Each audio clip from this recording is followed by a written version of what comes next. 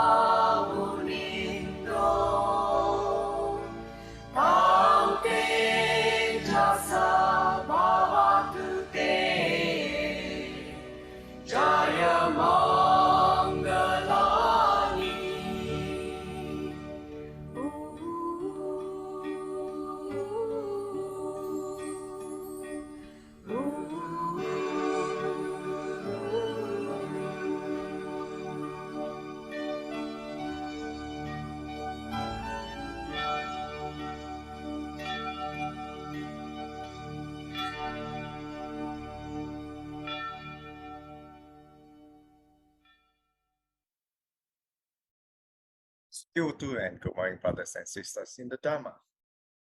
Welcome once again to the weekly Sunday Pūjā in unison. Dhamma share online and initiative of Theravada Buddhist Council of Malaysia and is jointly hosted by Mahasatipatthana Buddhist Society and Dhammacakkara Buddhist Vihara, Melaka. We are back again, once again, after a short break last week.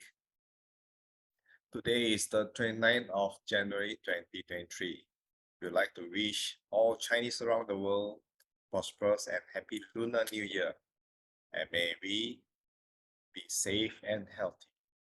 To begin today's puja, I shall now invite Sister Lily to read out the offerings in English. What do you, Sister Lily? Thank you, Brother Terence. Very good morning to all brothers and sisters in the Dhamma. May I wish you a healthy and happy Rabbit Year 2023. All of you be well and happy. Before we begin our Sunday Pūjā, let's focus our minds and reflect on the offerings that we shall make virtually to our blessed teacher, the Buddha. Offering of lights. May we offer these candles burning brightly out of deep respect and veneration to our enlightened master, the Buddha. May these lights symbolically guide us to the light of the Dhamma, which dispels the darkness of greed with the light of generosity, the gloominess of hatred with the light of love, and the darkness of ignorance with the light of wisdom through the Buddha, Dhamma, and Sangha. Offering of joss sticks and incense. May we offer these joysticks and incense out of deep respect and veneration to our blessed Master, the Buddha. May the fragrance of these joysticks and incense be pleasing unto the gods and devas. May our good deeds be like the fragrance of these joysticks, cultivating compassion, patience, tolerance, understanding, and love towards all living beings. Offering of water. May we offer this glass of clean water to symbolize our aspiration to cultivate the virtues of calmness, clarity, and purity. Let it remind us to diligently cleanse ourselves of our spiritual defilements and delusion through the cultivation of generosity, compassion, and wisdom. Offering of flowers. These flowers too, we offer out of deep respect and gratitude to our compassionate Master, the Buddha. These flowers, sweet, beautiful, and choice, are clustered at the feet of our noble Master.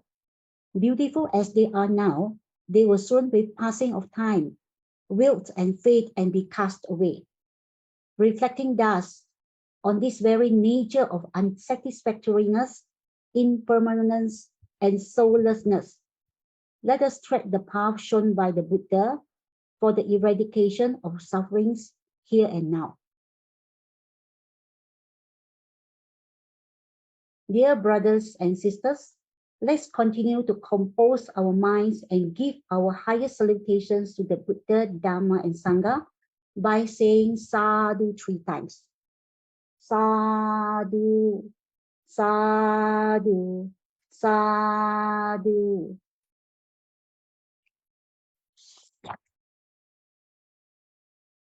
Namo tassa bhagavato arahato samma sambuddhassa. Namo tassa bhagavato arahato samma sambuddhassa. Namo tassa bhagavato arahato samma sambuddhassa.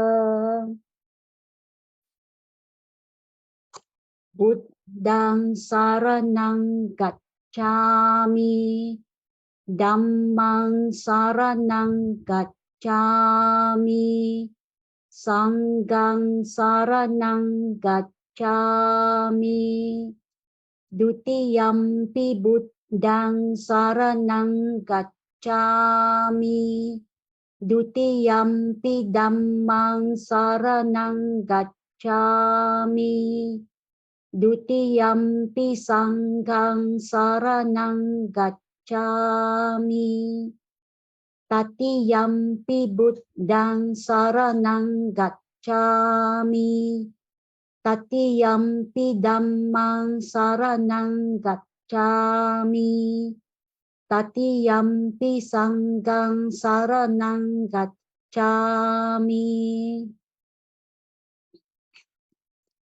Panatipata Veramani Sikkhapadang Samadhiyami. Adinnadana Veramani Sikkhapadang Samadhiyami. Kamesu Miccacara Veramani Sikkhapadang Samadhiyami. Musawada Veramani Sikkhapadang Samadhiyami. Surameraya Majja Pamadatthana Veramani Sikkhapadang Samadhiyami. Itipiso bhagava arahang samma sambuddho viccacarana sampanno sukato lokavidu anuttaro purisa dhamma sarati Tadewa manussanang buddho bhagavati swakato bhagavata dhammo sandittiko akaliko ehipastiko opanayiko paccatang vedittabbo vinyuhiti Supatipanno bhagavato sawaka sangho Ujupatipanno bhagavato sawaka sangho Nyayapatipanno bhagavato sawaka sangho Samicipatipanno bhagavato sawaka sangho Yadidang cattari purisa yugani atta purisa puggala esa bhagavato sawaka sangho ahuneyo pahuneyo dakkineyo anjali karaniyo anuttarang punya ketang lokasati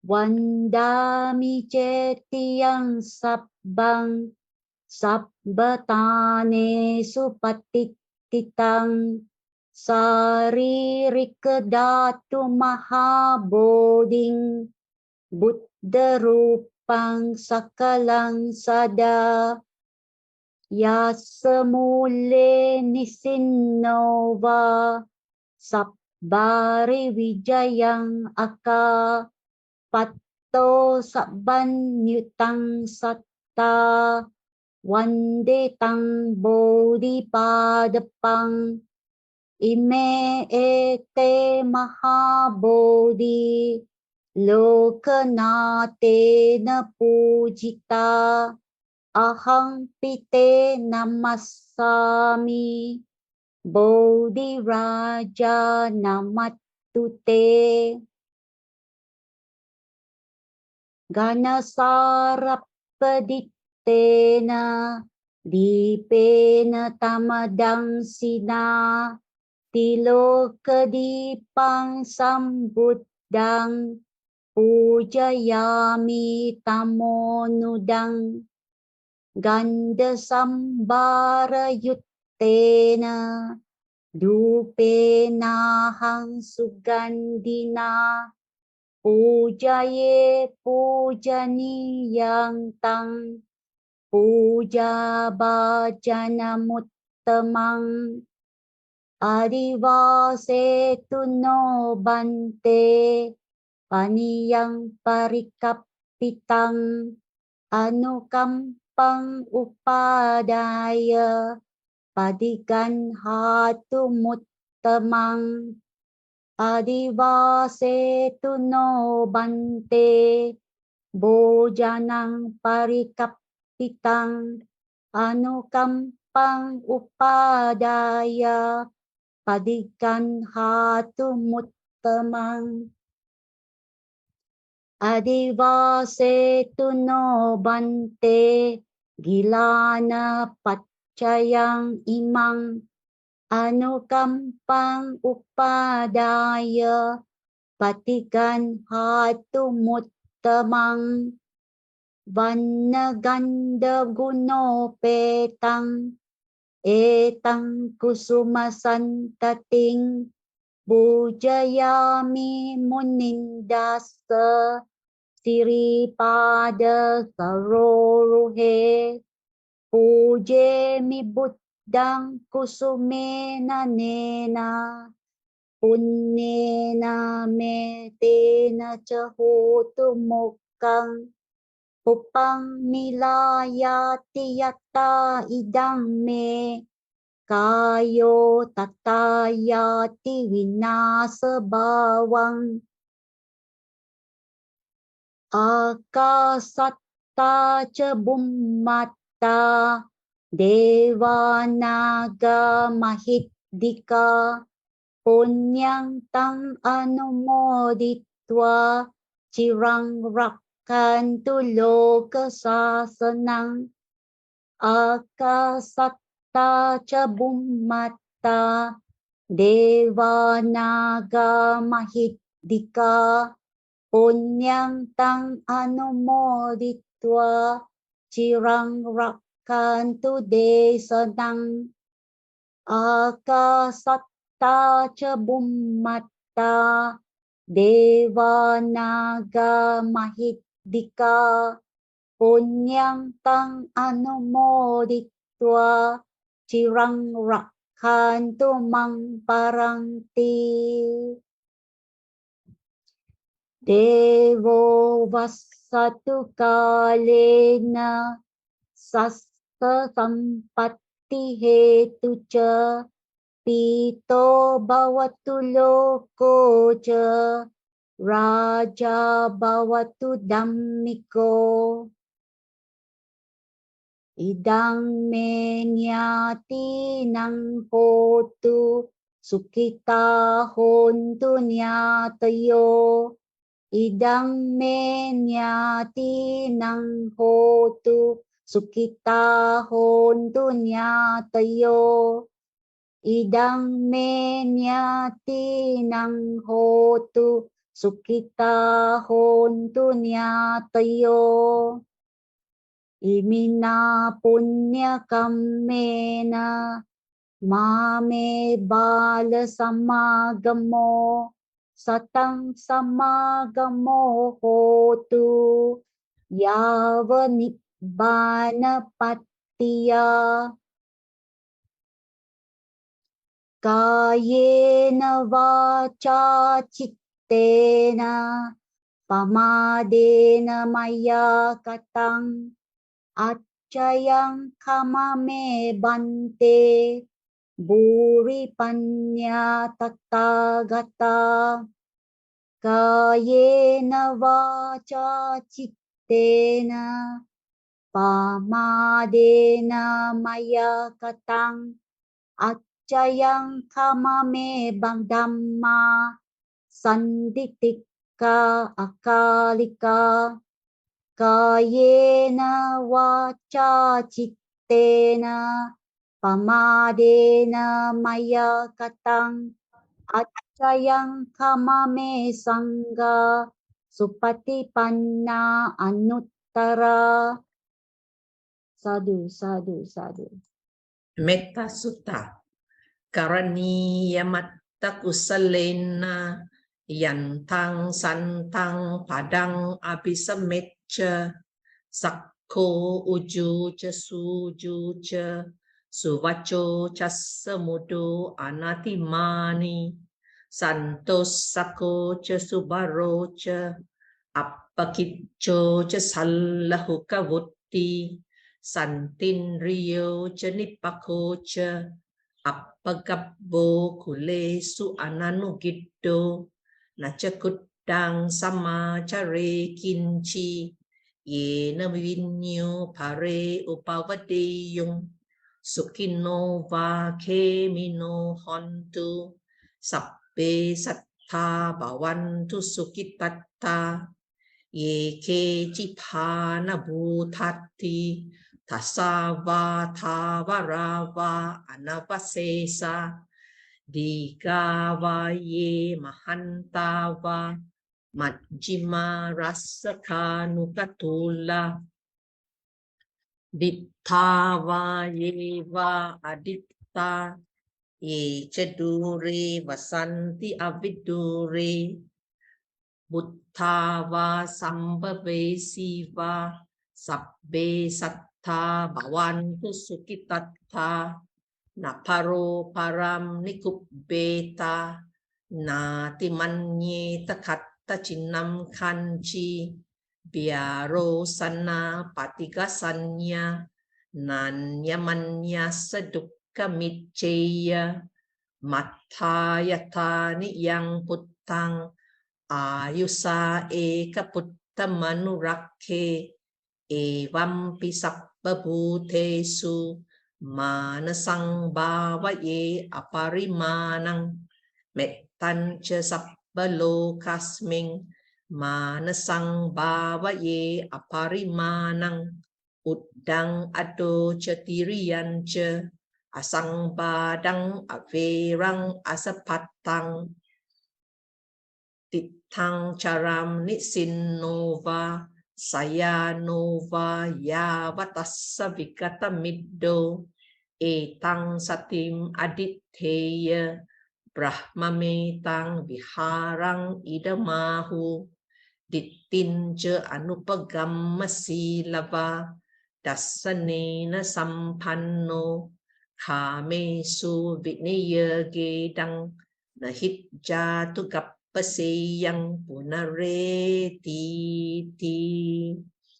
etena sacca vajjena sottite hotu sabbada etena sacca vajjena sottite hotu sabbada etena sacca vajjena sottite hotu sabbada. By this declaration of the truth, may you be safe at all times. Sadhu, sadhu, sadhu.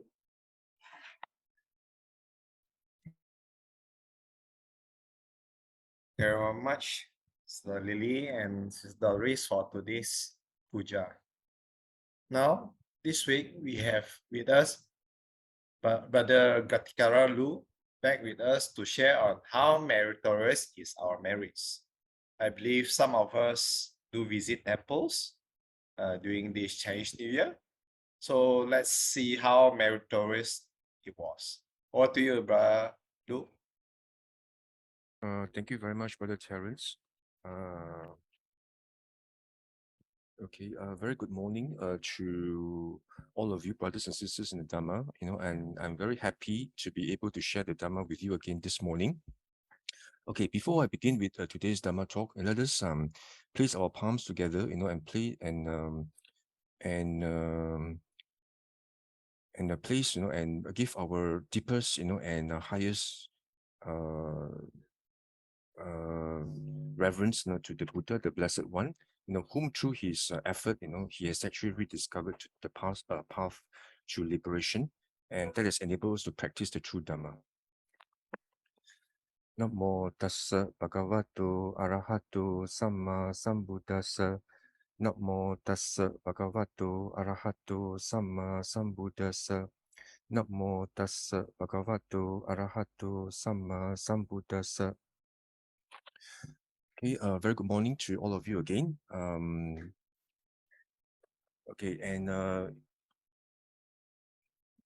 During this Chinese New Year, let me first of all, wish all of you good health, happiness, and also the blessings of the triple gem, the Buddha, Dhamma, and the Sangha.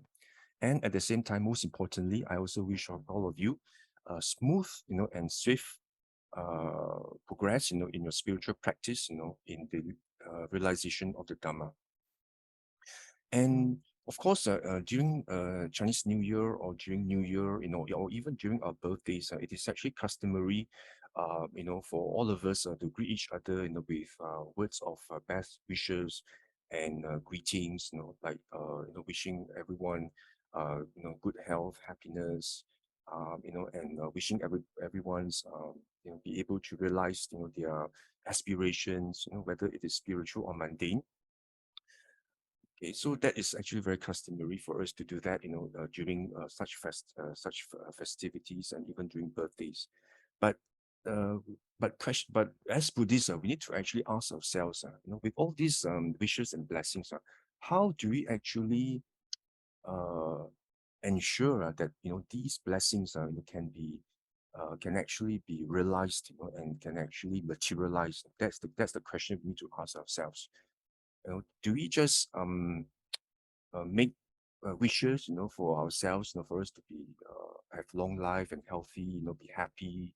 Do we just make wishes ourselves, or do we actually just you know, perhaps, perform prayers, and then, pray to the devas, that may we actually have all these blessings, in the new year.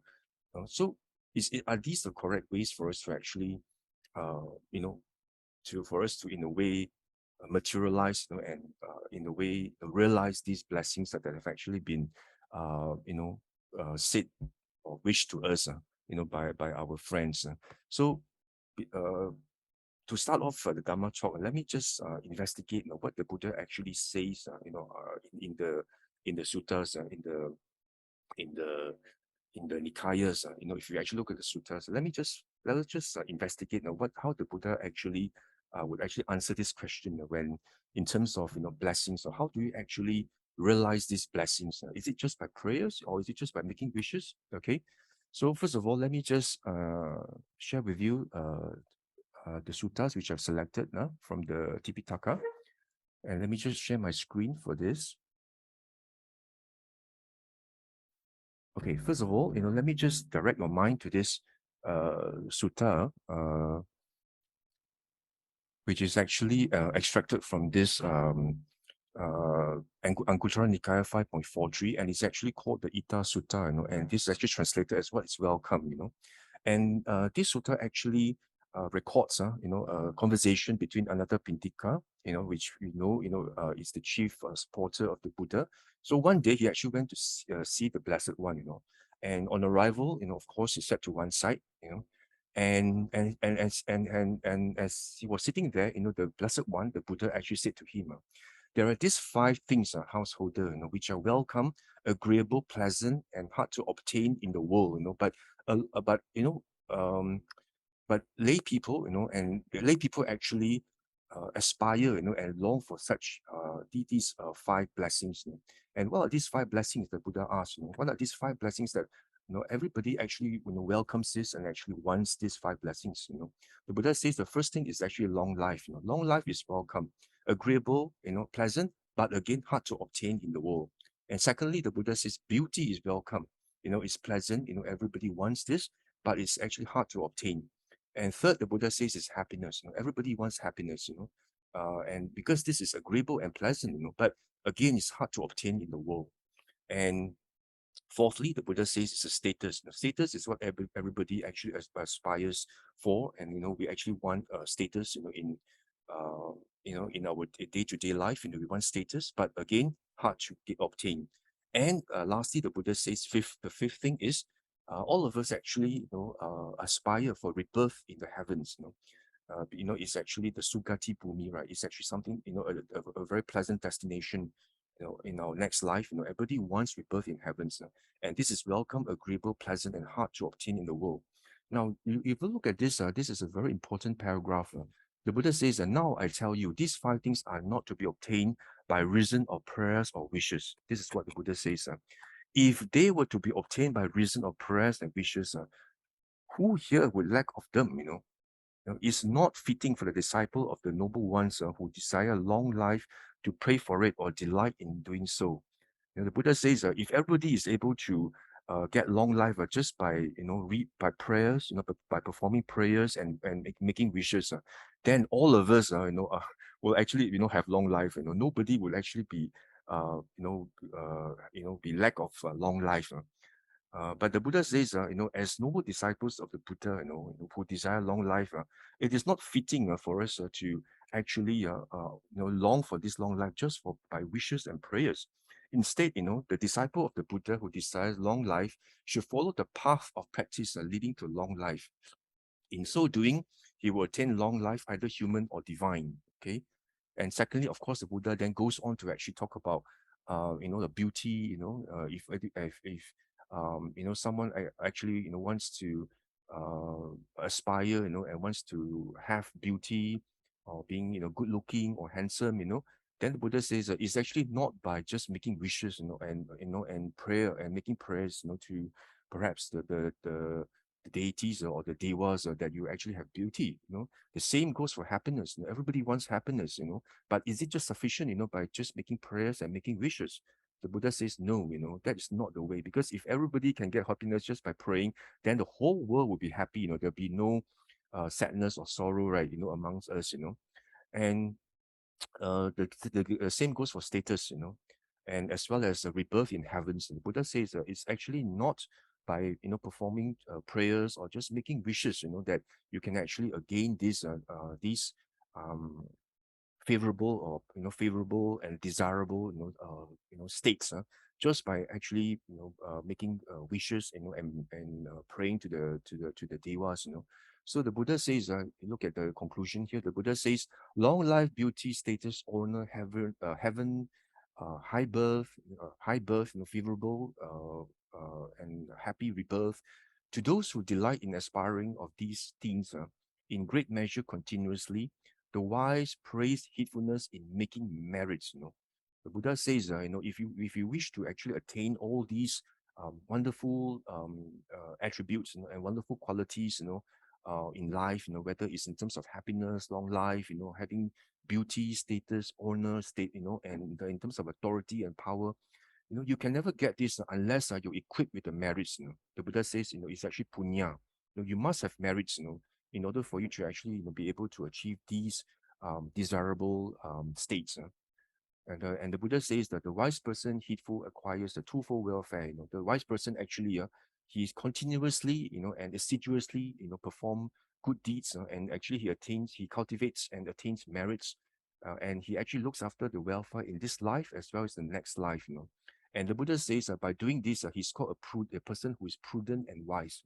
He's wise, because he knows, that he needs to get himself prepared, and equipped with merits, because merits are important, because as we actually travel, through samsara, we need to have merits to actually support ourselves. Otherwise, we are just like travelers. When we actually decide to embark on a journey, we must have the requisites, right? We must have sufficient food supplies. We must have, make sure that we have money with us, to actually travel, and we must have a valid passport, in order for us to travel. But if you actually lack of all these, can you imagine the anxiety, and the worry that you have, when you actually travel through, in samsara, you actually be really, you'll be you actually be, in a way that you actually not be able, you're not equipped with these necessary requisites, and you actually have a lot of sufferings, because in a way, you are lack of these necessary requisites in order for you to travel through samsara. So that's why the Buddha says, making merits is indeed very, very important. Of course, we can actually pay respect to the devas, and hope the devas can actually help us, in our day-to-day difficulties. But if you do not have the necessary merits, I think the devas also are not able to help you at all. You must have the necessary merits.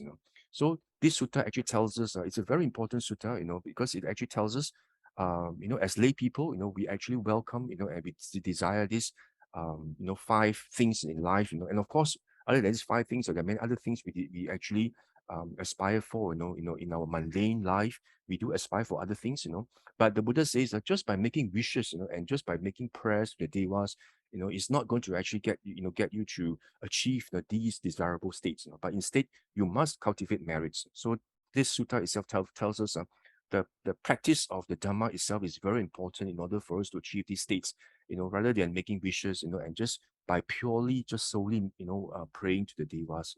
So I find this sutta very important, and it's also very inspiring. And secondly, I'd also wish to share with you another sutta, which also from the numerical book, which is 𝓤𝓷𝓲𝓷𝓷 5.31, the book of 5, sutta number 31. Again, I've actually spoken on this sutta before, where there was this conversation between the Blessed One, and this Princess Sumana. This Princess Sumana was actually very curious, and he wanted to find out from the Buddha in terms of whether, somebody who actually performs dana, compared to somebody who does not perform dana, but both are equally virtuous. They actually observe the sila, the 5 precepts very well, but one does dana, one does not do dana, he lacks doing dana. So the question now is, he asked the Buddha, would there be any difference in terms of the rebirth of these two persons, and the Buddha actually tells Princess Sumana, yes, there'll be great vast differences, because the person who actually performs dana, when he's reborn in the Dewa realm, when both of them, of course, that they actually have performed, they observe a sila, and by virtue of that, they are reborn in the, in the variable realms, in the Dewa realms, but the person who does dana, he actually outshines, the one who doesn't do dana in terms of beauty, in terms of long life, in terms of authority, in terms of the sovereignty, of the person, in terms of the land that this Deva actually has authority and sovereignty over, and this Deva that does dana also actually outshines, he actually, is more glorious, he actually is more resplendent, he shines more, he's brighter, he's more luminous, Deva, compared to the one who doesn't do dana. And when these two persons, when they actually, their good karma is exhausted and they actually return to the human realms, the Buddha again says that these two persons also actually have got differences as well. The one who does dana, also outshines the other person as a human being, also in terms of these good qualities, in terms of long life, beauty, in terms of authority, in terms of happiness, So even as human beings, the dana, the effects of the dana actually linger on, and then also when these two persons actually go forth and become monks, the Buddha says that there's also difference. The one who does more dana, he receives all the requisites in terms of food, in terms of robes, in terms of lodging, medicine.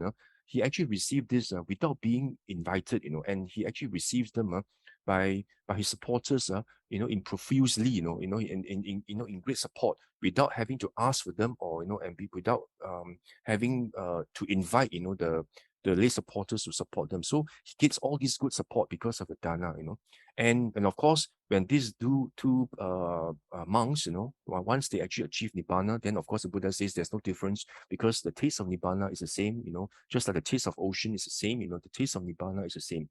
So that's why here, towards the end, you can see here the Buddha says, just look at this paragraph. The Buddha says, so it is. Of course, before that, this Princess Sumana actually makes a statement that she says, wow, it's astounding and amazing, Bhante, truly one who has good reason to give alms and do meritorious deeds, since they'll be helpful if one becomes the Dewa, again becomes a human being, or goes forth, whether you are a Dewa, or a human being, or whether as a monk, in the monastic life, this effects, of this dana actually support you.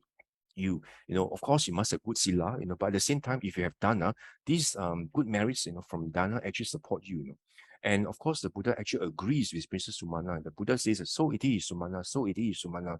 Truly, one has good reason to give alms and do meritorious deeds, since they'll be helpful if one becomes Dewa, becomes a human being, or goes forth.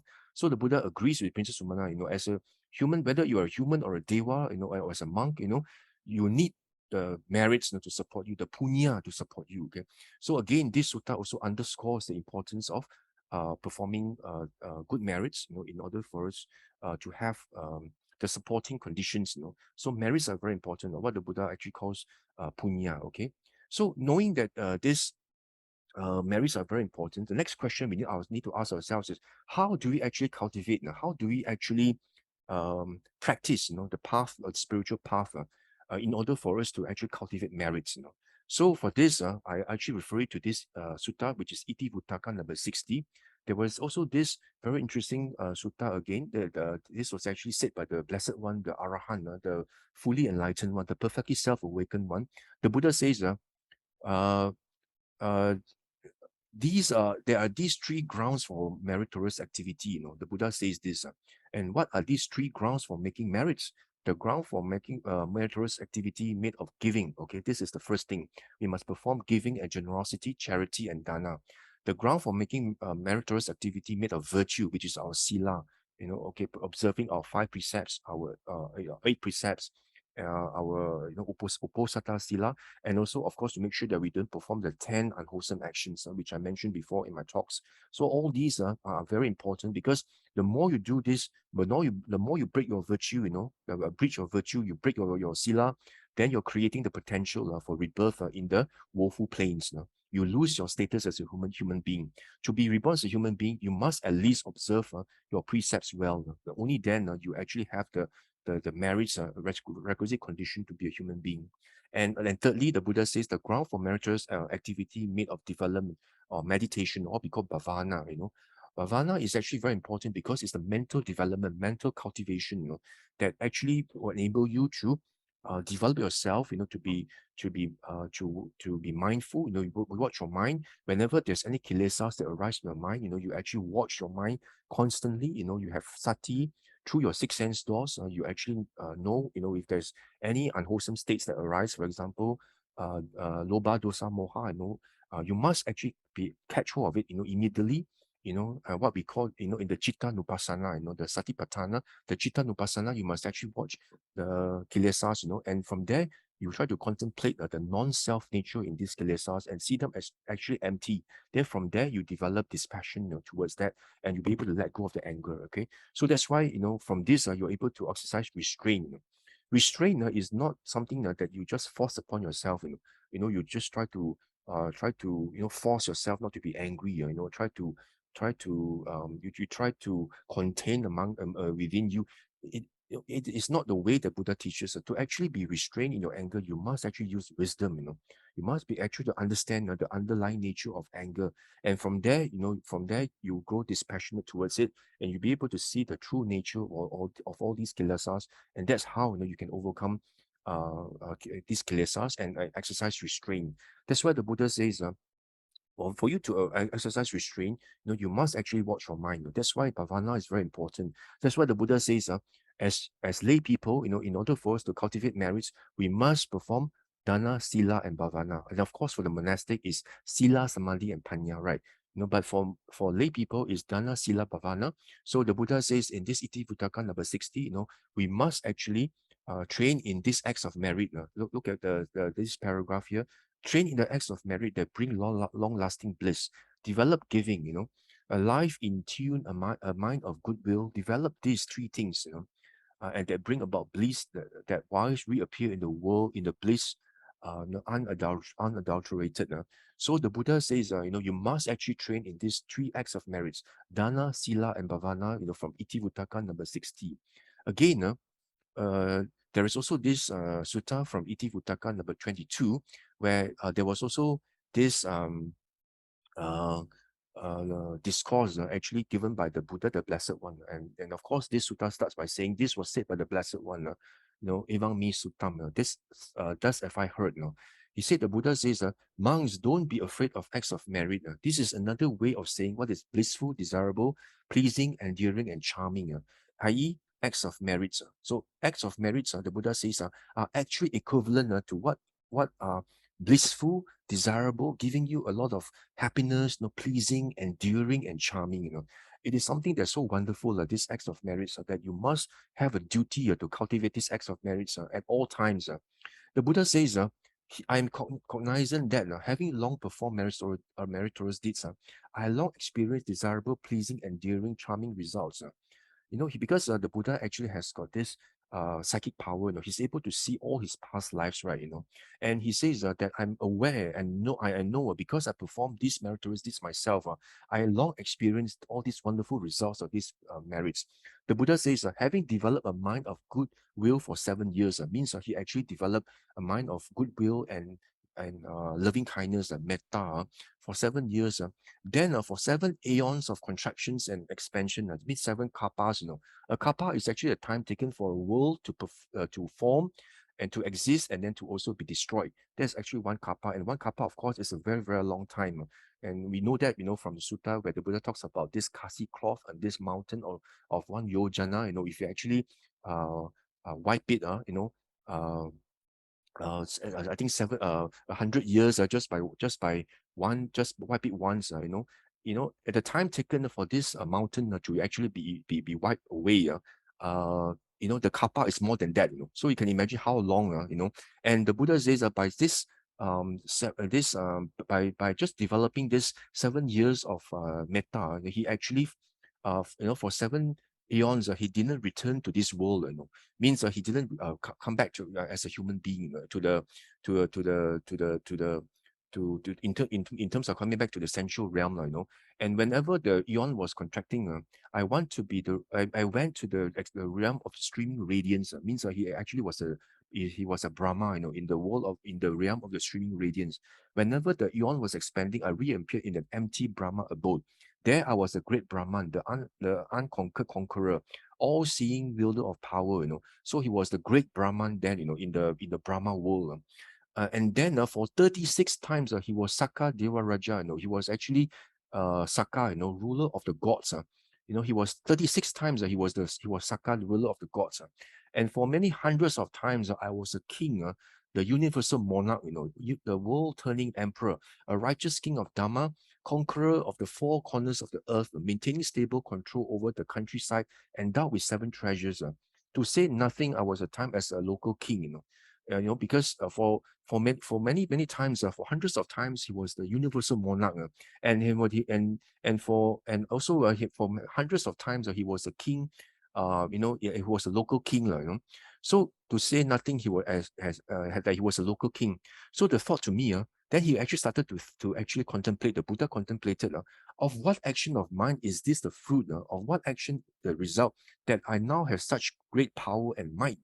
You know, what did I do that actually I actually had such great power, you know, and I became, you know, such powerful beings in the Deva realms. I was the Brahma world in the realm of the glory, you know, the resplendent glory, you know, and the streaming radiance, you know. He was so shiny as a Brahma, and I was a Deva, you know, our 𝓢𝓾, you know, the 𝓢𝓾𝓷𝓷 was actually in Tavatimsa heaven for so many times, for 36 times, the Buddha says. And for hundreds of times, he was the universal monarch and also local king. So the Buddha actually contemplated, what is it that actually made me have such great power? Then the thought occurred to him, this is the fruit of my 3 types of actions, the result of 3 types of actions, and now have such great power and might. Look at this, the Buddha says, what? These 3 actions that resulted in him having such great powers as a Deva, and as a human, as a king, as a universal monarch, it's because of what? Giving, self-control, and restraint, or what we call giving is dana. Self-control is actually what we call, you know, having practicing your sila, you know, which is your virtue, you know, and restraint, you know, which is actually developing your mind, you know. So the Buddha says, you know, by just doing this dana, sila, and bhavana itself, that he actually, you know, he was actually endowed with such great powers as a Deva as well as a human being. So we must actually take heed of what the Buddha says in this Iti Futtaka number 22, you know. In this new year, you know, we should make the resolution to actually, you know, practice continuously as a duty, you know, to do dana, sila, bhavana at all costs. We must do it, you know, as a duty, you know. So we know that this dana, sila, bhavana is actually very important, you know.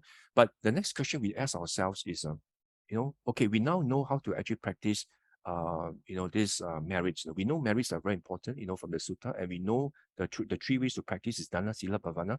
But are the merits actually equal in strength? You know, are all merits the same, or is it the case where some merits are actually higher and more meritorious than some other merits? You know, is there actually a difference in terms of merits that we do, and under what conditions do we cultivate such that now we actually in a way maximize, you know, our merits such that they actually belong to the highest merits, you know? Because when we perform merits, we also want to aspire to actually get the highest merits. We don't want to actually you know, perform something and then the merits are very weak, you know, and very pale, you know. Just like when we plant a tree, we want to make sure we plant a tree in the most fertile soil, right, such that we get the best fruits and the most you know, and the best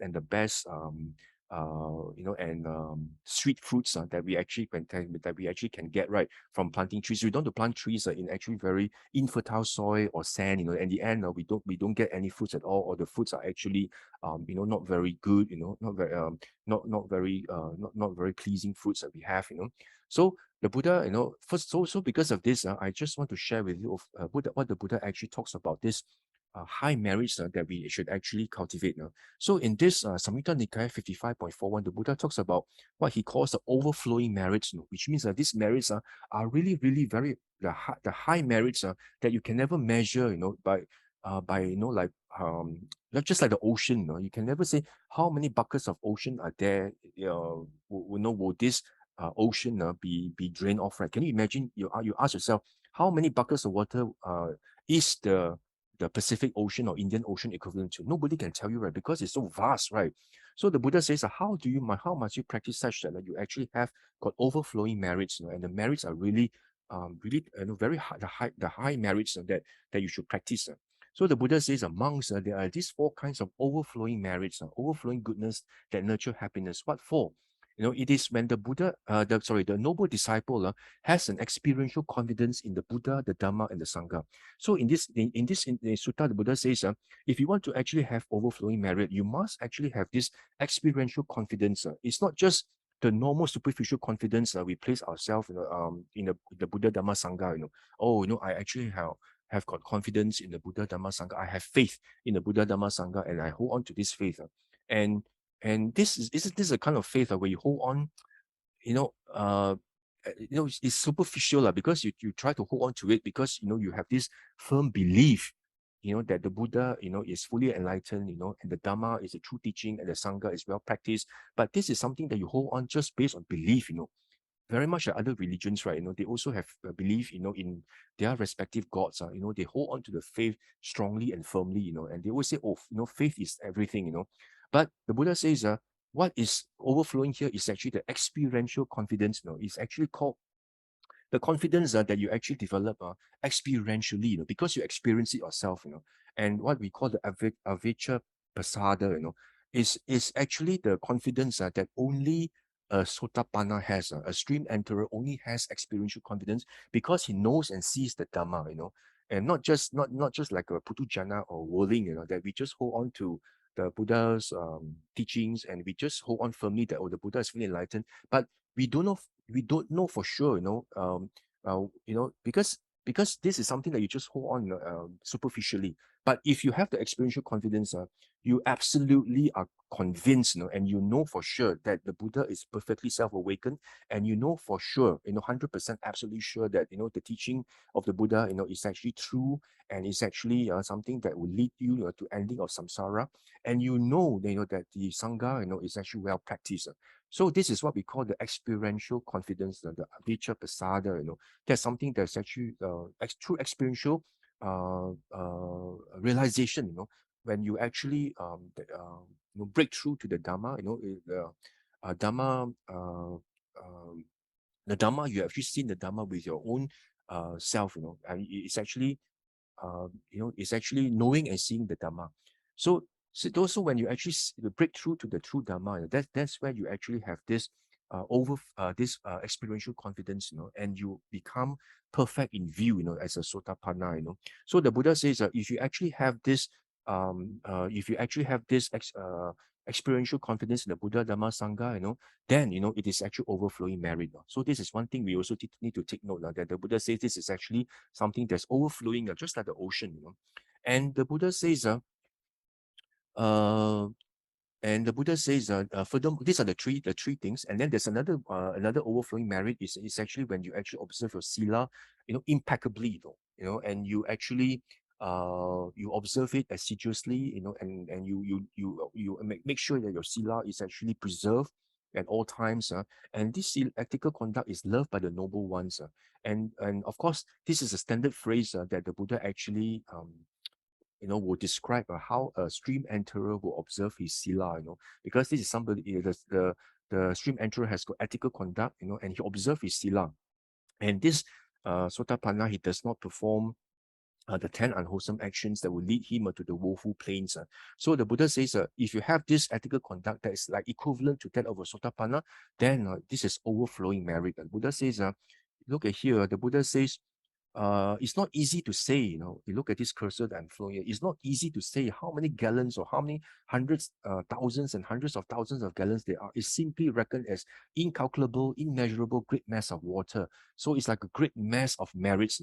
So the Buddha says in the same way, if the noble disciple has 4 kinds of overflowing merits, then it's difficult to measure how much merit they are by saying this is how much is the overflowing merit. The Buddha says this overflowing merit is incalculable, immeasurable great mass of merit. Okay, so this again the Buddha says it's the 4 things that you must have. Again, in this Samyutta Nikaya 55.31, again, the Buddha talks about these four things which are overflowing merits. Which the Buddha says that you actually have got this experiential confidence in the Buddha, Dhamma, and Sangha, and of course, the ethical conduct, the sila that's loved by the noble ones, unbroken, impeccable, spotless, and unmarred. Just like the Sotapanna sila, is actually, very, he observes it assiduously, impeccably, and he doesn't do the the 10 unwholesome actions. So again, you see, the Buddha repeats so many times in many suttas. Firstly, it is actually in this 55.41, Buddha talks about it. In 55.31, again, the Buddha talks about this overflowing merits. Again, in this Anguttara Nikaya in 4.52, again, the Buddha highlights about this overflowing merit, about having this experiential confidence, the saddha, the avecca pasada, this experiential confidence in the Buddha, the Dhamma, and the Sangha. Look at this. The three things that the Buddha is perfectly self-awakened. If you have this confidence, you just don't take your faith is not just superficial faith by just holding firmly. But for sure, that's true because you've experienced it yourself. And the experiential confidence in the Dhamma and the Sangha, And again, the Buddha talks about this sila, that is actually practiced by the Sotapanna, is actually unbroken, impeccable, spotless, So these four kinds, are actually overflowing merits. You see, the Buddha has actually, given this discourse in three suttas, in two suttas in Samyutta Nikaya and one in Anguttara Nikaya. So it is something we must actually take heed of, that we must actually practice such that we actually are able to attain this Sotapatti in this very lifetime, so that we are actually able to have this strong and unshakable faith, experiential unshakable faith in Buddha, Dhamma, Sangha, and also practicing our sila impeccably. So the Buddha says these four things are overflowing merits. And again, in Anguttara Nikaya 8.39, on this occasion, the Buddha talks about this overflowing merits as well, stream of overflowing merits. But here the Buddha actually instead of faith, the Buddha talks about a noble disciple, who has actually gone for refuge in the Buddha and Dhamma and Sangha because of what? Of the strong and this experiential faith. He actually goes for refuge, in the Buddha, Dhamma, and Sangha, and these are the three merits, and then the other five merits are actually in terms of observing your five precepts. If you actually go to this sutta very carefully, the Buddha talks about abstaining from taking life, abstaining from stealing, sensual misconduct, and also from false speech, and also abstaining from liquor, wine, and intoxicants, the basis for heedlessness. So the Buddha talks about these five precepts, and if you add the three taking for refuge, all in all, it's actually eight items, right, for this overflowing merits. That's why it's actually in this book of 8 and sutta number 39, the Buddha talks about this stream of merits. So again, going for refuge in the Buddha, Dhamma, Sangha, the Buddha says is the highest refuge that you can ever have. Of course, you can take refuge, in many things. You can take refuge, in devas. Some people, they take refuge in very powerful devas, who actually protect them. They take refuge in many, many things, But the Buddha says the highest refuge you can take is actually the Buddha, Dhamma, Sangha. And also, of course, your five precepts are very important. So again, the Buddha talks about this going for refuge, as the overflowing merit. Then I also found out from this Samyutta Nikaya 55.42. Again, the Buddha talks about overflowing merits. The Buddha talks about so many times about overflowing merits.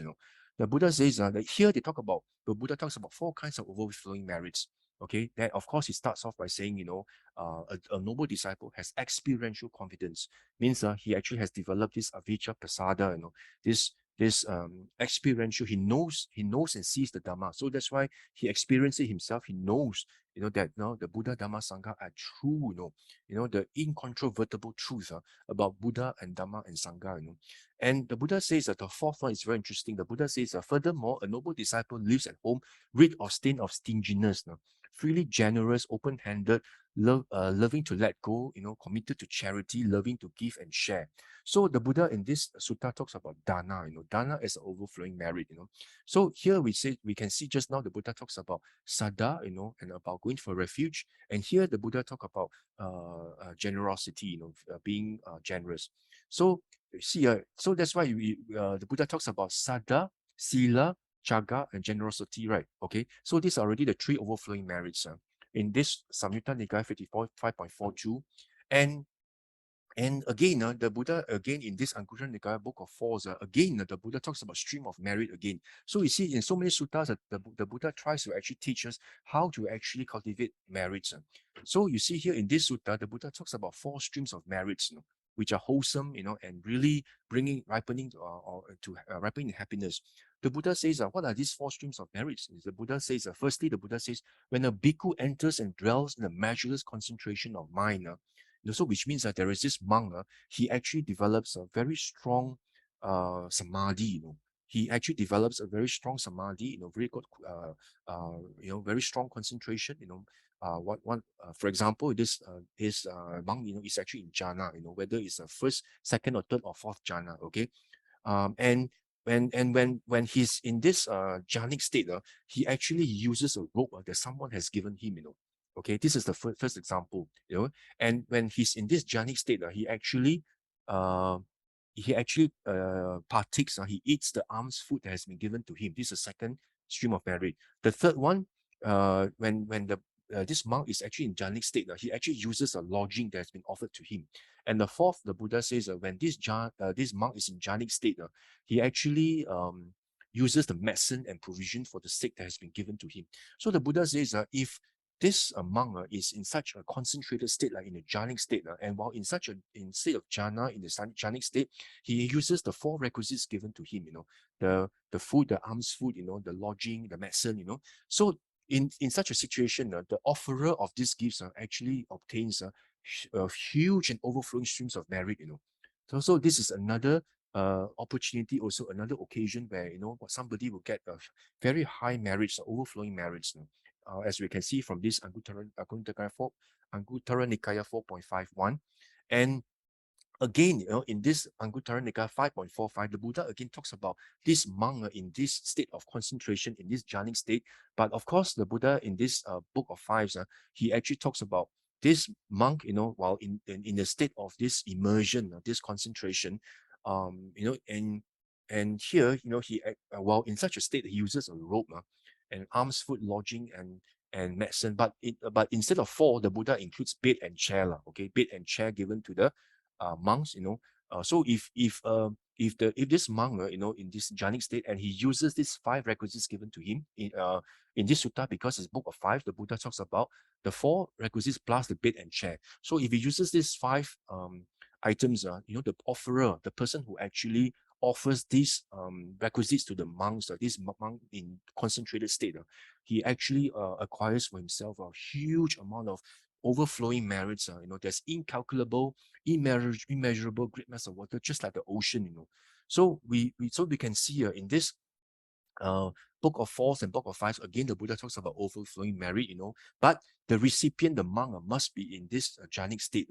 That's why, if you look at this sutta from Udana 3.7, there is this discourse about Kassapa, which is also very important. The Venerable Mahakassapa, right? This sutta I just want to share with you is very interesting. It actually says that thus I heard at one time the Blessed One was dwelling near Rajagaha in the bamboo wood at the squirrels feeding place. Then at that time, Venerable Mahakassapa was dwelling in the pepper cave. And he was sitting cross-legged for 7 days, having attained a certain concentration. This Venerable Mahakassapa was actually, he developed a very, very high level of samadhi, and he actually was in this cave called the pepper cave, and he was sitting there cross-legged, unmoving, for 7 days, And then this Venerable Mahakassapa, right, after these 7 days, he arose from that concentration. Then he withdrew himself from this samadhi.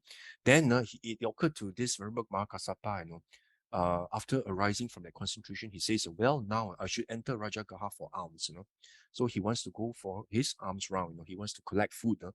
After 7 days seated cross-legged in the cave in a very high level of concentration. Then at that time, there was this 500 Devatas. They became aware that this Venerable Mahakassapa just arose from this this high samadhi state, and they wanted, they were very eager to offer alms food to Venerable Mahakassapa, because these devatas knew that after this Mahakassapa withdrew from this high concentration state, the very first person who offers food to him, will actually amass a great overflowing merits, right? So these 500 devatas were very clever, right? They knew, they could see that. So they approached this Venerable Mahakassapa and wanted to offer alms food, but Venerable Kassapa refused these 500 devatas, because the Venerable Mahakassapa knew that these devatas actually had so much of merits. That's why they were devas, right? Why do you need more merits? He actually wanted to actually benefit the poor and the pauper, the poor, the really, really poor, people, the villagers, who didn't have merits. He wanted to actually benefit these poor people instead. So he dressed in the morning, and after pick up his bowl, he entered Rajagaha for an alms. Then at that time, again, this Lord of the Deva, Sakadeva Raja, he also knew about this Mahakassapa, and he had this desire to give alms food to this Venerable Mahakassapa, because he also wanted to get huge overflowing merits. So what did he do? He actually came down to earth. He actually came down to earth, and he actually, using his psychic power, he transformed himself and created the appearance of a weaver, and a poor weaver, like a really, really poor weaver, and just weaving cloth to earn a living, and his wife, the Asura maiden called 𝓢𝓾𝓷𝓭𝓪. His wife was called 𝓢𝓾𝓷𝓭𝓪, who was an Asura, right? This 𝓢𝓾𝓷𝓭𝓪 also transformed herself using psychic power, and also, and pretended to be a poor weaver, filling the shuttle, with filling the shuttle, or with thread, for Sakadeva Raja to weave the cloth, so-called weaver, but actually he was Saka, he was a Dewa. Then when this Mahakassapa approached, this Sakadeva Raja, then upon seeing him, he left the house, went to greet him, took his bowl, in his hand, and entered the house, this poor, so-called poor weaver, and then he actually took up the rice from the pot, and then he actually filled up the pot, fill up the Venerable Mahakassapa's bowl with so much of this, many of these sauces, curries, and food, and tasty curries, and this then Mahakassapa was a bit puzzled, this weaver should be poor, right? How come he has such great power and majesty, and he could offer me such wonderful food? Then of course, he discovered, then upon reflection, and he actually knew that this was actually Sakadeva Raja, and then he said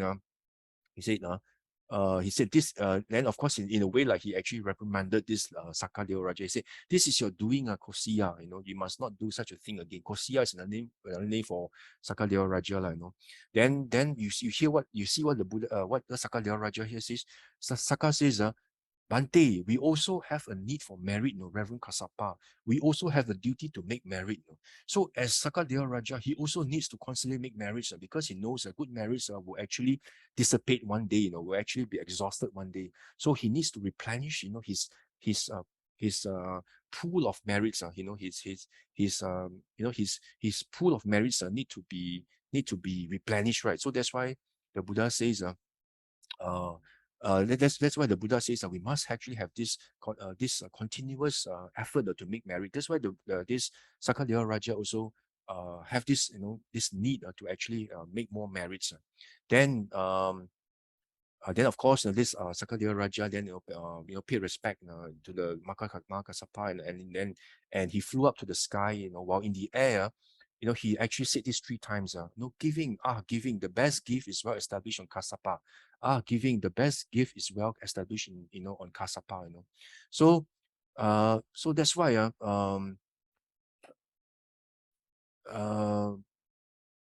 so that's why we can see from here, that if a monk has actually entered into this deep state of samadhi, the person who actually the first person who makes offering to this monk, will actually have overflowing merits. And the Devatas and Sakadeva Raja knew perfectly well, that this was the case. So that's why they were actually trying to offer to Mahakasapa, and they actually had to resort to disguising themselves as poor weavers in order for them to get the marriage. So that's why we can see how important this marriage, this marriage is, how important this marriage. So again, we can see from here, from this 𝓤𝓙𝓷𝓷𝓷 Nikaya 6.37, the Buddha says, how do you actually, when you actually perform dana, right? How do you actually maximize the dana such that the merits is actually a great mass of merits, incalculable, immeasurable, just like the ocean or the sea. The Buddha says, if you actually have these 6 factors of offering, then you qualify, as one that actually has got overflowing merits. And what is these 6 factors of dana? So this 6.37 actually records this sutta actually talks about, there was one day, the Buddha was actually in 𝓤𝓷𝓲𝓷𝓷 Pindika's park, and then on an occasion there was this lay woman, 𝓤𝓷𝓾𝓷𝓭𝓪𝓂, which is Nanda's mother, and she actually established a donation, a dana, with 6 factors, of a community headed by Sariputta and Moggallana, and of course this monks actually asked the Buddha, what is it, 6 factors of community? You say, what does it mean, and how is this dana endowed with 6 factors? So the Buddha explains that this is a case where there are 3 factors of donor and 3 factors of recipients. And what are these 3 factors of donor? This is the case with the donor before giving. So the donor means somebody who gives, right? So the giver, before he gives, he's glad, and while giving, his mind is bright and clear, and while after giving is gratified, and so these are the 3 factors of the donor itself. And what about these 3 factors of recipient? So the Buddha says, if you actually have these 3 factors of recipient, means the person who receives the gifts, if this is the case where this recipient is free from passion, and is practicing for the subduing of passion, means lobha, right? He's actually free of lobha, and he's actually all practicing for the subduing or eradication of lobha, free from dosa, and all practicing for the subduing of dosa, and free from moha, or practicing for subduing of moha. And these are the 3 factors of recipients. Not necessarily somebody who is already eradicated this lobha, dosa, moha as an arahant, but if this person, or monk or a renunciant, he actually is practicing very, very hard to actually subdue and eradicate lobha, dosa, moha, then you also qualify as the 3 factors of recipients. So if you actually have these 3 factors, of the donor, you're feeling very glad before giving, the mind is bright and clear during giving, and after giving, you're feeling very happy and gratified, very satisfied. So you already have three factors. So if you have another 3 factors of the recipient, means this recipient, he actually is very, he's quite pure, he is eradicated or on the course of eradicating lobha, dosa, moha, then your dana itself qualifies for these 6 factors of giving, which is actually overflowing like an ocean. So again, we can see from this sutta again, this 6.37, another way that we can have these 6 ways of very high merits, as what I said just now, sada, sila, jaga, right? And also when you do jaga, this generosity, make sure that you actually have these 6 factors, and also these 6 factors of dana is actually very important for you to actually make an offering, that will actually be overflowing. That's why in this 𝓤𝓙𝓷𝓷𝓷 Nikaya 3.41, again, the Buddha talks about, when these 3 things are present, this cleansement endowed with faith generates much merit. And of course, Buddha says, firstly is faith. Secondly, there's this object to be given, And thirdly, you look at what the Buddha says, when those worthy of offerings are present, a cleansement endowed with faith generates much merit, So again, the Buddha in this sutta says, if your offering is given to somebody who's worthy of merits, then your dana is actually is actually overflowing with merits. And what are these? And who are these people that are actually offered worthy of offerings? So for this, to answer this question, we go to this Samyutta Nikaya, which is the SN 11.16. Again, there is this sutta, where at one occasion the Buddha was actually in Rajagaha, and he was actually on this Vulture's Peak mountain, this Vulture's Peak. Then this 𝓢𝓾𝓷𝓭𝓪 Lord of Devas, one day he flew down from Davatimsa heaven and he actually went to see the Buddha, and he paid homage to him and stood at one side, and he actually had this conversation with the Buddha. So standing to one side, this 𝓢𝓾𝓷𝓫 asked the Buddha, for those people who bestow alms for living beings in quest of merit. You see, this 𝓢𝓾𝓷𝓫 is always in quest of merit, always thinking of how to get merits, perform merit of the mundane type. Where does a gift bear great fruit? This 𝓢𝓾𝓷𝓫 wants to know how should he offer such that he gets the highest merits. Then the Blessed One answers by saying, the four practicing the way and the four established in the fruit. What we call the four pairs of individuals. When we actually recited the qualities of the Sangha, we have these four ways, four practicing the way and four establish the fruit, right? Which means four on the way and four, having attained the fruits, four on the Magga and four on the Phala, right? This is the Sangha of the upright conduct, endowed with wisdom and virtue. For those people who bestow alms for living beings in quest of merit, performing merit of the mundane type, a gift to the Sangha bears great fruit. So if you are able to offer this gift to the Sangha that actually comprises these four practicing the way and four have who have attained to the fruits, then your offering is actually carries the best of merits, is actually overflowing in merits. But here the Sangha, I also want to share with you, Sangha doesn't mean just monastics. If you read this sutta carefully, the Sangha here, the Buddha describes Sangha as what? The four on the way and four who have achieved the fruits, which means it also includes lay people who are actually stream enterers, right? Because if you are stream enterer, means you have attained the first fruit, and you are a Sotapanna. And if you are Sotapanna, or if you are on the way to practicing to attain stream entry, you are also part of the Sangha, So the Buddha says if you actually offer fruits to even the lay person who is a Sotapanna, or somebody who's practicing to become a Sotapanna, then your this alms is really overflowing your merits. Okay, so this is another thing we need to take note of. From this SN 11.16. Again, in this SN 8.59, the Buddha again talks about this 8 ways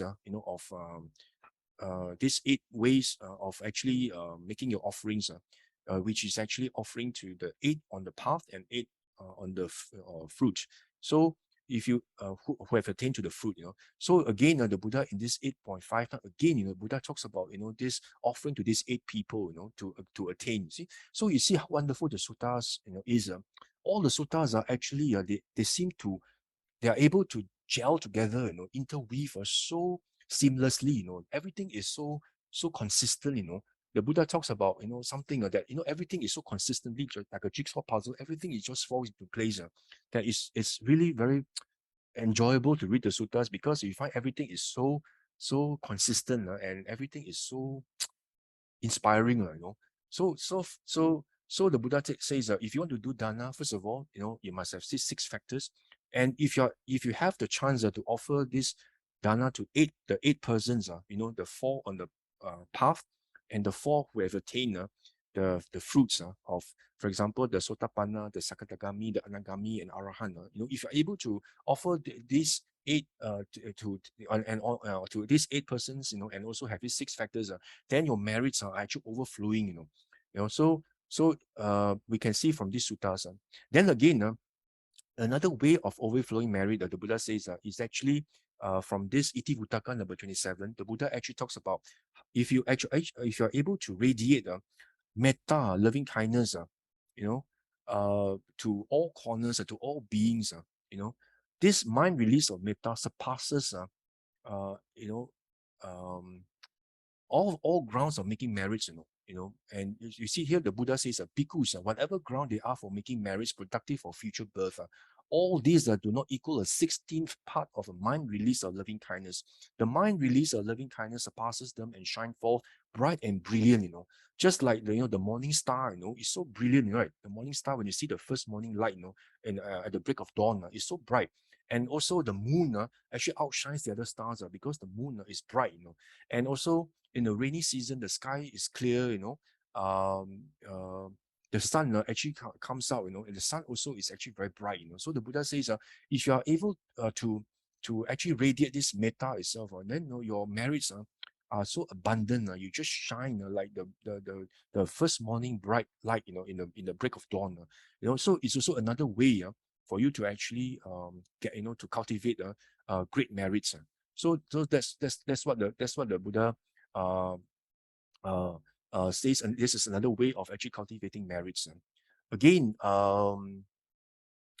okay, so far we have actually covered, so what, we talk about to cultivate overflowing merits, Sada, Sila, Chaga, right? And also Metta, right? Loving kindness, But you see, if you look at this, Samhita Nikaya 55.43, again, the Buddha also talks about overflowing merit, but in a different context now, the Buddha is actually going up the ladder already, So just now he was talking about Dana, Sila, and all these, but now you see he's going up the pyramid, he's going up the ladder. Now in Samhita Nikaya 55.43, in this third sutta, on overflowing merit, the Buddha actually talks about what? About this flow of 4 kinds of overflowing merit. Again, he starts off by saying about these 3 types, which is actually the experiential confidence, which is the avijja pasada in the Buddha Dhamma Sangha, right? Okay, and you see the second paragraph. Furthermore, a noble disciple is wise. They have wisdom of arising and passing away, which is noble, penetrative, and leads to complete ending of suffering. This is the 4th kind of overflowing merit. Overflowing goodness. That is like overflowing like the ocean. That you cannot actually measure the merits. So here the Buddha talks about what? Having wisdom. Having panya, because wisdom is the one that is able to eradicate the ignorance and also all the kilesas and all the taints, the asavas, right? All these can only be removed by what? By panya, by wisdom. That's why the Buddha says, if you're able to cultivate this wisdom of seeing and rising and passing away, if you're able to see anicca, dukkha, anatta, just not just seeing anicca, not just seeing anicca only, you must also see dukkha and anatta, because Buddha's teaching, the crown jewel of Buddha's teaching is his non-self. So if you're able to see non-self and see everything as fabricated, as empty, there's no really a self to it. Nothing substantive about, nothing substantial about a self. Then you go dispassion, and dispassion, about a lot of things, right? About all the sankharas, right? That's why the Buddha says, if you're able to develop this wisdom, it's actually an overflowing merit. So what? So from here we can see, to develop overflowing merits, there's actually a ladder, Dana, Sila, and then going for refuge, then chaga, generosity and panya, So and generosity, and of course there's also metta and panya, So you see there's this spectrum, of merits. It's like going up a pyramid. The higher you go, the higher the higher the merits are, right? So in terms of the scale, So that's why, if we actually want to have this um, cultivate such that we actually have the highest merits, we must take note of what the Buddha actually has taught us about this overflowing merits, which the Buddha talks about in so many suttas that you can see from there, from the book numerical discourses, from Samhita Nikaya, from Iti-Vuttaka, so many discourses the Buddha talks about overflowing merits, and the Buddha has given us so many opportunities for us to actually cultivate, our Dana Sila Bhavana, right? And that's why I want to share with you in this Anguttara Nikaya 9.20 about the Velama. Okay, so you can actually read this sutta yourself. It's about Velama. Velama is actually he was actually a Brahmin at that time, a Brahman. Brahmin, and this in this sutta, right, the Buddha, the Blessed One, actually told there was this conversation between the Buddha and Anathapindika. So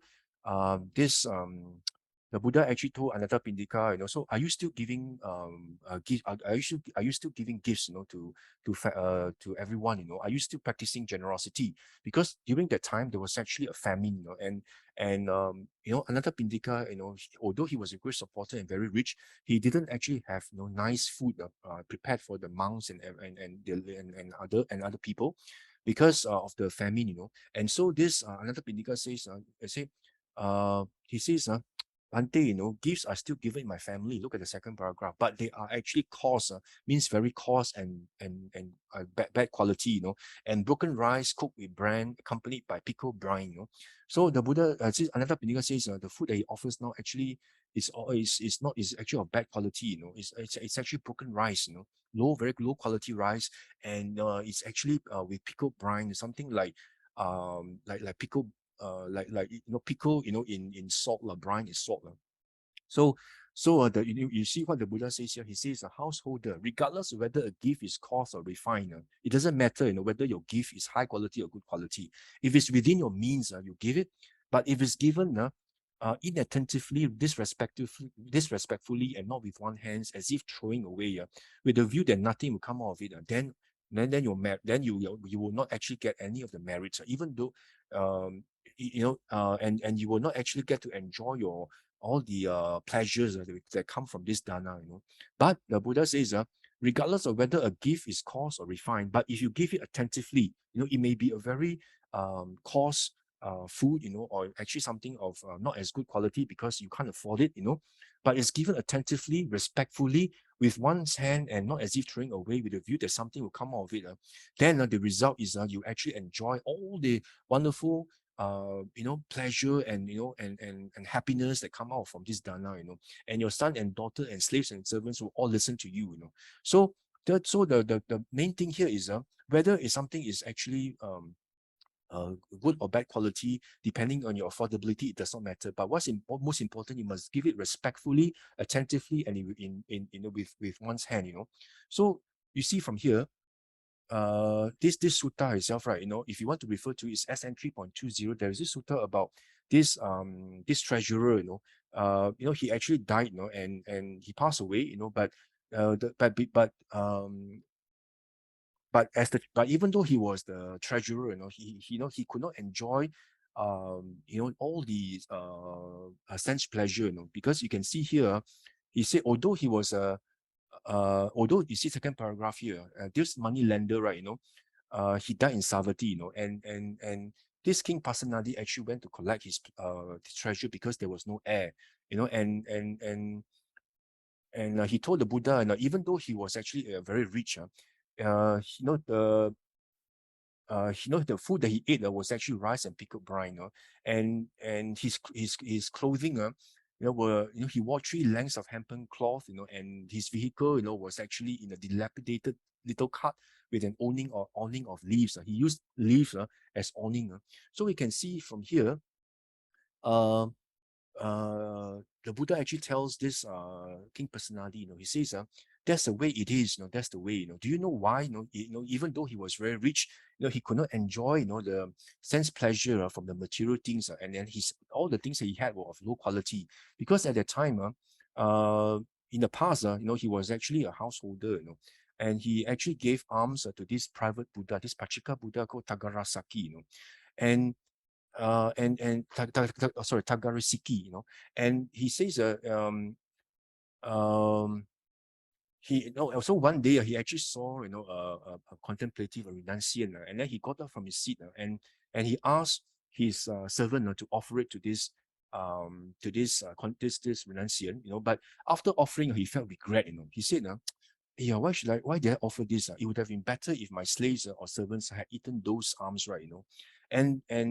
And because of this, you know, he when the results of his you know, his dana actually ripened, he could not enjoy the 5 strings of sensual pleasure, you know, but, you know, all the things that he had were of low quality, you know, and he didn't have heir at that time, you know, because he actually murdered his brother's son, you know, in order to inherit, you know, the wealth.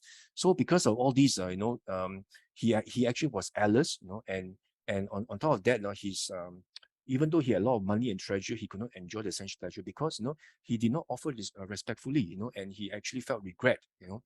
So that's why the Buddha says, you know, it's actually very important for you to actually offer respectfully, you know, and you must offer it with your own, with yourself, you know. You shouldn't ask others to offer, you know, on your behalf.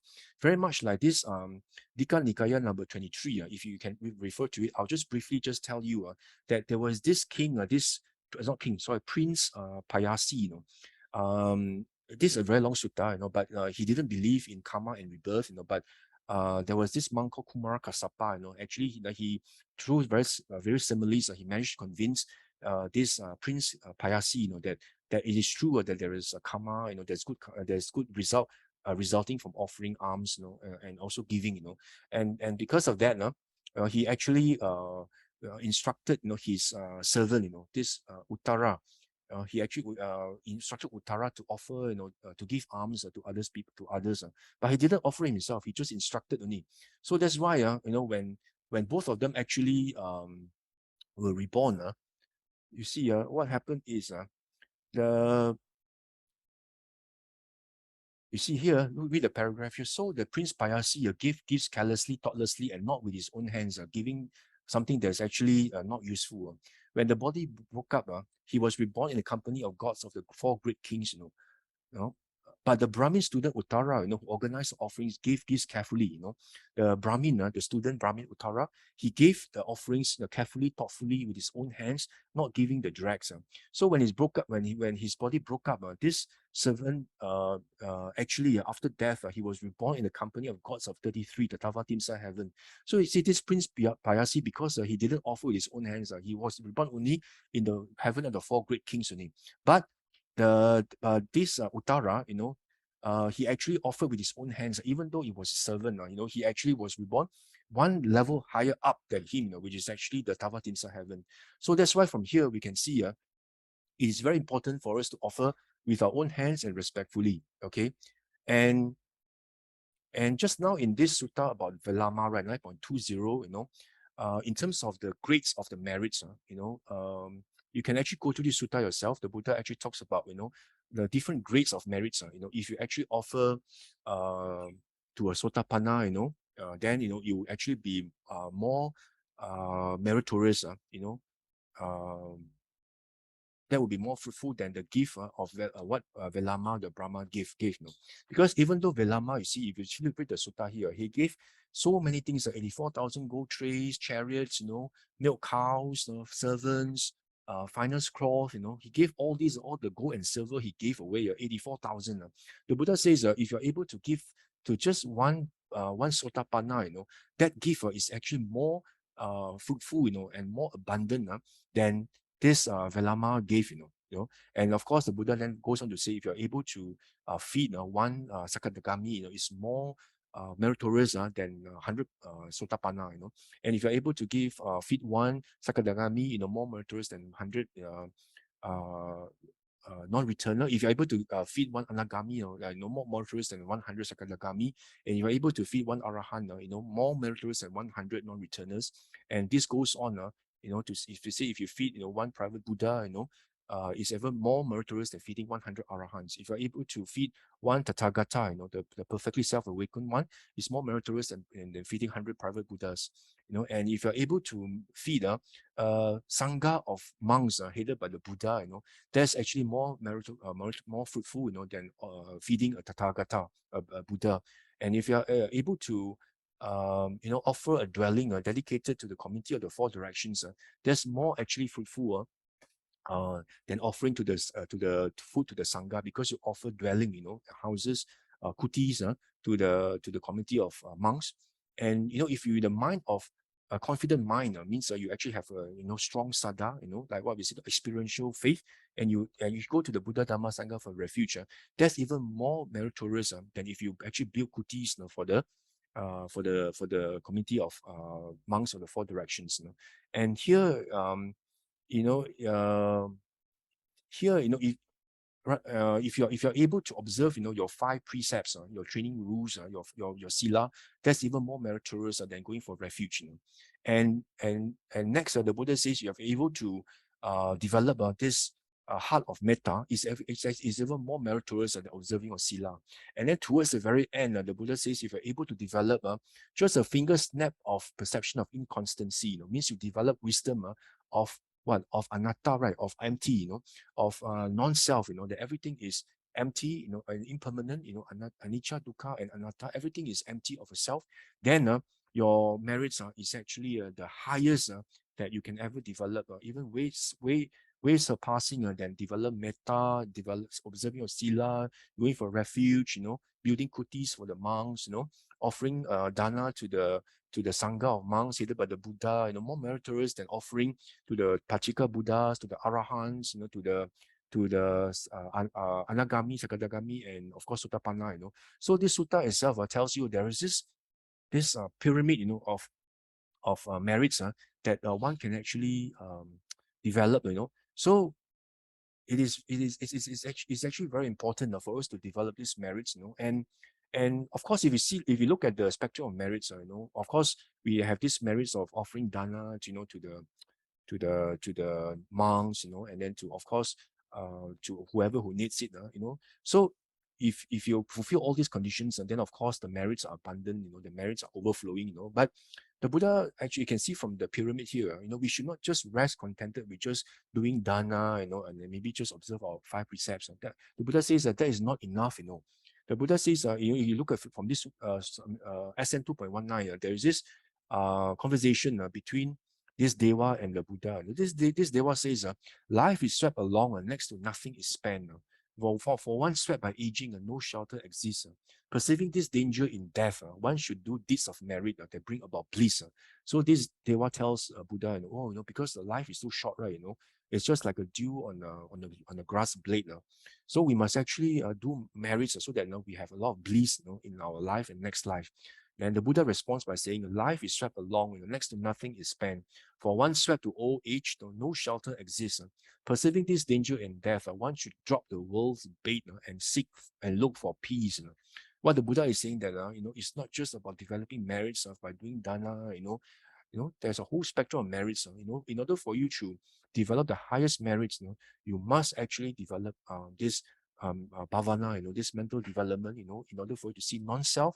Because it's only through non-self you realize that there's nothing to cling to, there's actually emptiness, and you grow this passion towards, all the sankharas, and that's where you gain peace. So the Buddha says, if you're able to cultivate and develop peace, that's actually the highest merits, that you can actually develop, And of course, in this Anguttara Nikaya 5.176, again, there is this conversation between Anathapindika and the Buddha, Again, the Buddha says, look at this paragraph here. He says that there is one time Anathapindika and 500 of his lay followers actually went to see the Buddha, and they actually did dana, offered dana to the Buddha, gave offered to the Buddha and the monks food and lots of alms food, robes, lodging and medicine, the requisites for the sick, But you see what the Buddha says here. The Buddha says, householder, you have provided the community of monks with all these requisites, but you shouldn't rest content with the thought, we have provided the monks with these requisites. Now you should train yourself. Let's periodically enter and remain in seclusion and rapture. That's how you should train yourselves. So the Buddha is saying in this sutta that you shouldn't just rest content with just dana, always supporting the sangha, and then just observe my 5 precept. That's it. That's good enough. The Buddha says that's not good enough. Because if you just do dana and you observe your sila, yes, you may be reborn in the celestial realms, in the Deva realms. But do remember, all these good merits are exhaustible. Just very much like petrol in your car, I mean, if you travel, the petrol tank is going to be exhausted, and one fine day, when the time comes, you have to leave the Deva realms, then that's where, the Buddha, the sutta, you can see, the signs of the day when the Deva is about to leave, he will actually, his cloth, his Deva cloth will actually become very, very soiled, he's not bright anymore, and then he and then cold sweat will come out from his armpit, and he will not feel very happy, sitting his Deva seat also, he's not happy. Normally he's very happy in his Deva seat, but now he's feel very unhappy, So these are the signs that, he's about to leave the Deva realm, So the Buddha says, this is not a good practice, to get the ultimate merits, because it is not, there's no guarantee, the Buddha in the sutta, it's about stick. The Buddha says, whoever a whirling, not a sotapanna, a whirling, whenever he passes away from anywhere, his rebirth is just like a stick, where the stick lands, nobody knows, whether it's the front end, the back end, or in the middle, nobody knows where the stick will end. So it's the same goes for Deva, where you may be a Deva, but you don't know when you're going to go through, you may end up as a human being or as a deva, or you can actually be reborn in the apaya realms also, in the woeful planes, as an animal, as as a ghost, or even in the hells, depending on whether it's wholesome, unwholesome karma that is actually prevalent during the time of rebirth, So there's no actually certainty to it. So the Buddha says, don't just rest content with just doing dana, but please, you must also, on top of, practicing your sila, also must actually cultivate your mind, the bhavana is very important. That's what the Buddha says, you must actually remain in seclusion and rapture, develop your mind, enter into jhana, always, watch your mind, the citta nupassana is very important, whenever lobha, dosa, moha is there, try to contemplate it, and try to use samatha and vipassana, samatha to calm yourself down first before you contemplate, just by noting, okay, dosa has arisen in me, I'm not angry, or I'm not greedy, but, try to actually divert your attention to something else, I'm doing the stationary, the what do you call it?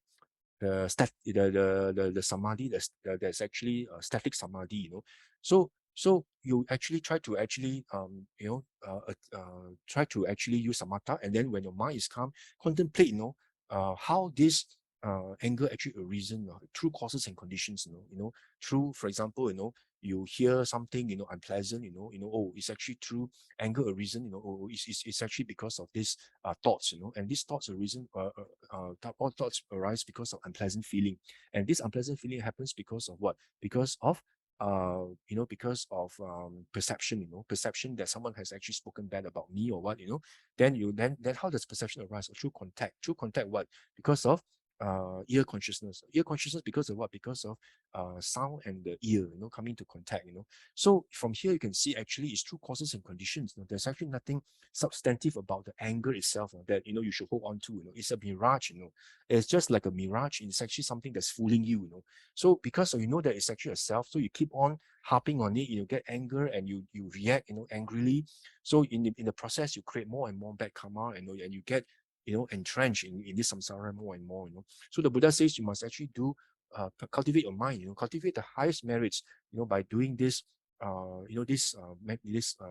what the Buddha says, a kayagata sati, is actually watching your mind, how it reacts to the six sense doors.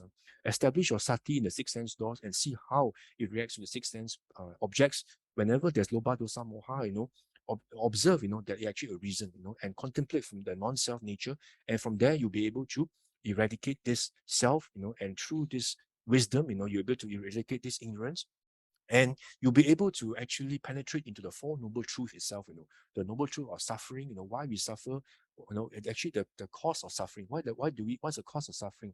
The eradication of suffering, how is it we can eradicate suffering? And the way that we can actually eradicate suffering is actually cultivate this Noble Eightfold Path, Then from here, you'll be able to see actually everything is actually empty, Then you'll be able to see through to the Four Noble Truths and be able to realize what the Buddha has actually realized, under the Bodhi tree, and you can realize it just like what the Buddha has realized, but just by actually practicing what the Buddha has actually taught, us to do in the Noble Eightfold Path, which is the highest merits that you can ever achieve, and not just rest content with just doing dana every day, like I told you before, dana is important, but it's something that will not bring you out of samsara, because it will just bring you comfort, but if you don't observe your sila, then you end up as a royal elephant, as a pet dog, as a pet cat, so it's actually not really the ultimate goal as Buddhists, so as Buddhists, you must actually go for the ultimate merits that will bring us the most abundant merits,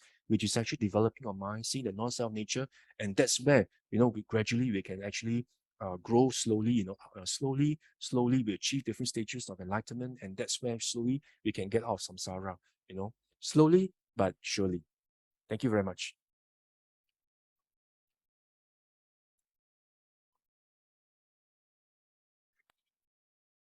Thank you very much, Brother Loo, for today's sharing.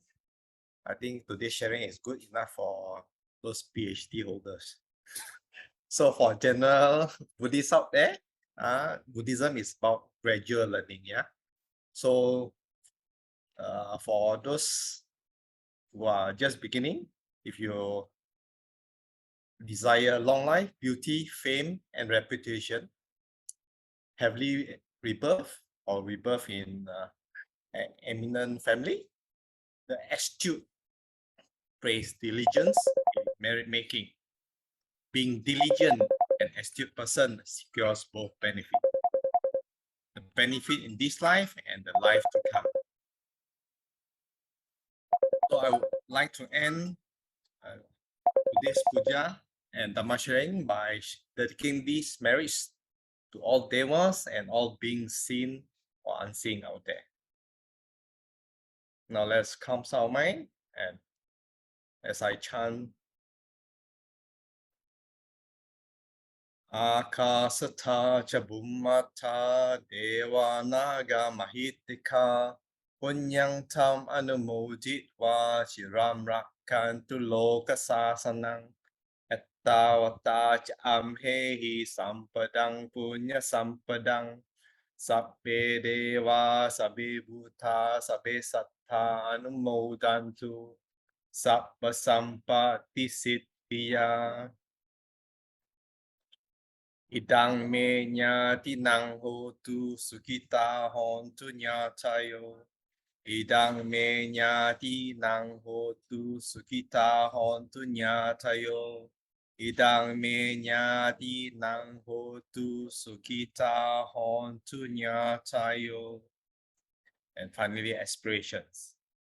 Emina punya kammena mame bala samagamo. Satang samagamo hotu yavani panapatiya. Sadhu, sadhu, sadhu. Thank you everyone for watching. See you all soon next week. Bye bye for now.